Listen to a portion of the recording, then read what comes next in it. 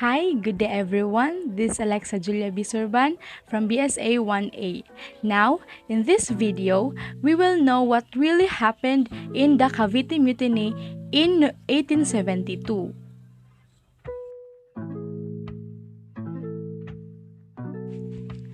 The Cavite Mutiny was a historic event in 1872 in which some Caviteños made certain uprising against the government of Spain. However, this event became controversy today because there are many accounts that speak about the causes and the event itself.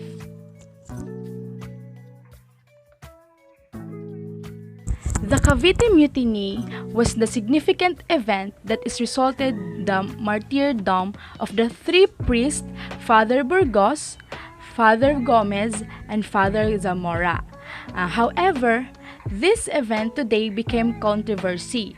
Why is it controversy? Because there are many primary resources, there are many point of views, and there are many conflicting stories about the particular event.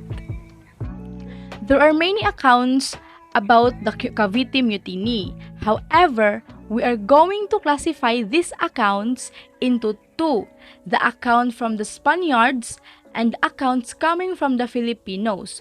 So we are going to analyze of which account tell us the truth about the Cavite Mutiny. The first account was coming from the Jose Montero y Vidal in 1872. This is the Spanish version of the Cavite Mutiny, which was cited also by Gregorio Zaide and Sonia Saide in their book on the primary sources of the Philippine history in 1990. So what does it say of Mr. Montero about the Cavite Mutiny? Montero wrote the account that revealed that the cause of the Cavite Mutiny was overthrew the Spanish government.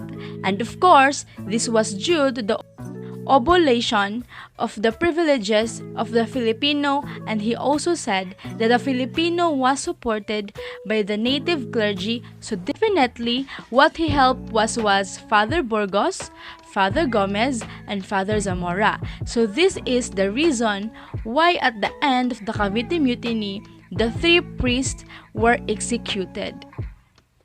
We can also see there in the Spanish account that Montero was implicated Father Jacinto Zamora in the Cavite Mutiny, that they were the ones who started the meeting, or they were the ones who organized the revolution that would happen.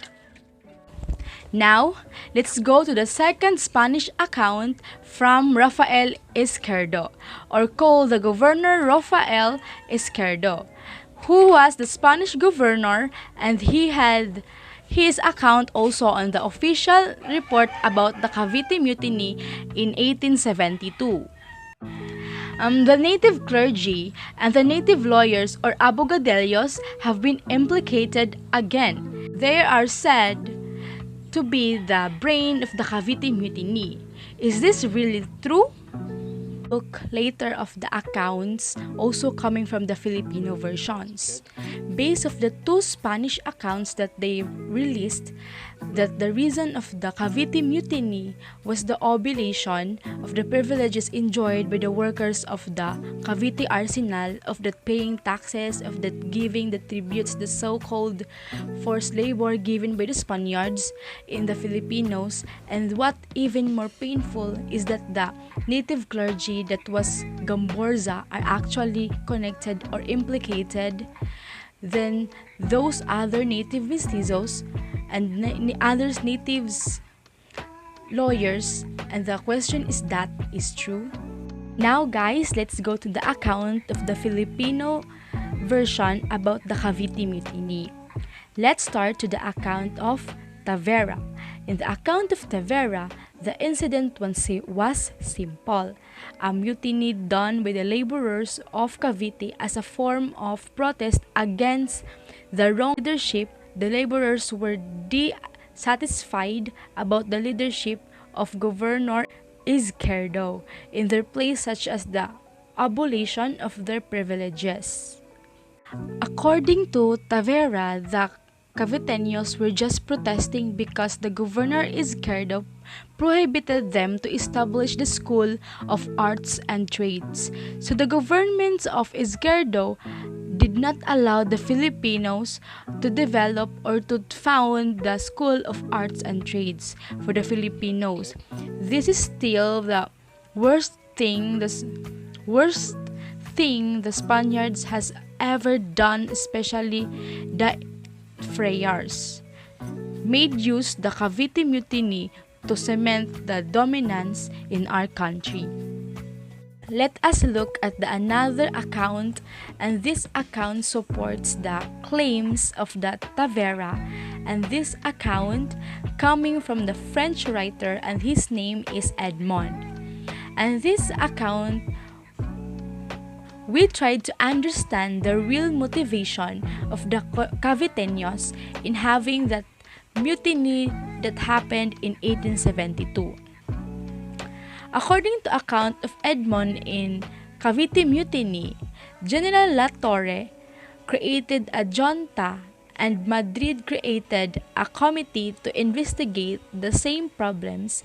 Here this the summary of the reforms they considered necessary to introduce. First, changes in tariff rates at customs and the method of collections. Second, removal of surcharges on foreign importation. Third, reduction of export fees. Fourth, permission for foreigners to reside in the Philippines, buy real estates, enjoy freedom of worship, and operate commercial transports flying the Spanish flag. Fifth, establishment of an advisory council and inform the Minister of Overseas Affairs in Madrid on the necessary reforms to be implemented. Sixth, changes in primary and secondary education. Seventh, establishment of an institute of civil administration in the Philippines, rendering unnecessary the sending home of short-term civil officials every time there is a change of ministry. Eighth, study of direct tax system. And the last one, abolition of the tobacco monopoly. So those are the dreams of the Filipino. They just wanted to reforms, however, ended when General Izquierdo arrived in Manila because General Izquierdo did not like the reforms, and Izquierdo did not want to give the reforms to the Filipinos because, of course, the Spanish government, including the Spanish friars, wanted to continue the political and economic dominance in the Philippine island. So this is what really happened. For me, the account that are most believable is the account coming from the Filipinos than the account coming from the Spaniards, because the Spaniards themselves are biased in their presentation. Of course, they wanted to present their sides, but this is really what happened. The friars used the incident as part of a large conspiracy in that they want to cement their political and economic dominance in the Philippine island. Definitely, if we are going to analyze the accounts based of the Filipino version of the Filipino, especially the Caviteños, they wanted to have equal rights. They just wanted to enjoy the privileges. They just want to protest, and they wondered that Governor Izquierdo would allow the establishment of the school in Manila. That would be governed by the Filipinos. However, General Izquierdo did not like it happened. So there were these protests that happened. However, the government,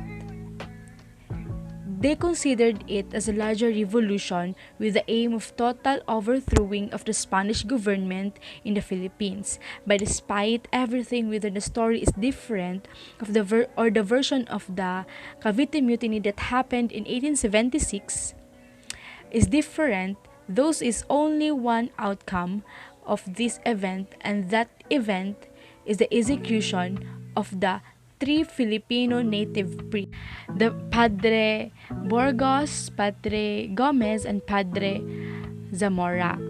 And in history, this horrifying event that happened in the Filipinos' lives because for them it was witness of the real execution. Those who are killing them Filipinos face to face and threatening them that death will be experienced by the Filipino if they would like to conduct a revolution against the government of Spain. That ends of our video today, and this is again Alexa Julia Bisurban, and thank you for listening, and I hope that you have learned something from this video.